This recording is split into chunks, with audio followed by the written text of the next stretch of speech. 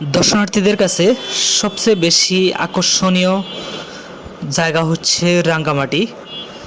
আর এই রাঙ্গামাটি কেন সবার কাছে এত আকর্ষণীয়, সেটা যদি একটা একটা করে উল্লেখ করি তাহলে বলে শেষ করা যাবে না। যেমন রাঙ্গামাটির যে আঁকাবাঁকা রাস্তাগুলো এবং পাহাড়ের যে উঁচু নিচু রাস্তা, সত্যি অনেক সুন্দর। তবে কিছুটা রিস্কিও আছে এখানে, যদি ড্রাইভার দক্ষ না হয় তাহলে অনেক সমস্যা। আর রাস্তার দুপাশে যে পাহাড়ের যে অপরূপ সুন্দর দৃশ্য, আসলে সত্যি এখান থেকে চোখ ফেরানো যায় না, রাঙ্গামাটি যে এত সুন্দর।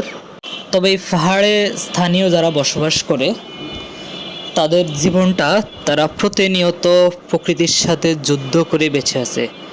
শুধু যে রাঙ্গামাটি তাও কিন্তু না, খাগড়াছড়ি, বান্দরবন, রাঙ্গামাটি, মানে প্রত্যেকটা পাহাড়ে যারা বসবাস করে তারা প্রতিনিয়ত প্রকৃতির সাথে যুদ্ধ করে তারা বেঁচে আছে।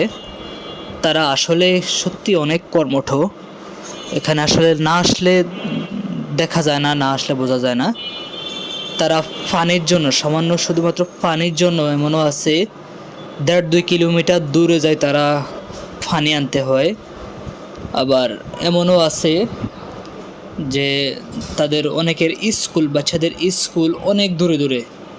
তাদের আবার এমনও আছে কাছাদারে হাট বাজার থাকে না, অনেক দূরে দূরে হাট বাজার, সেখানে বাজার করতে হয়।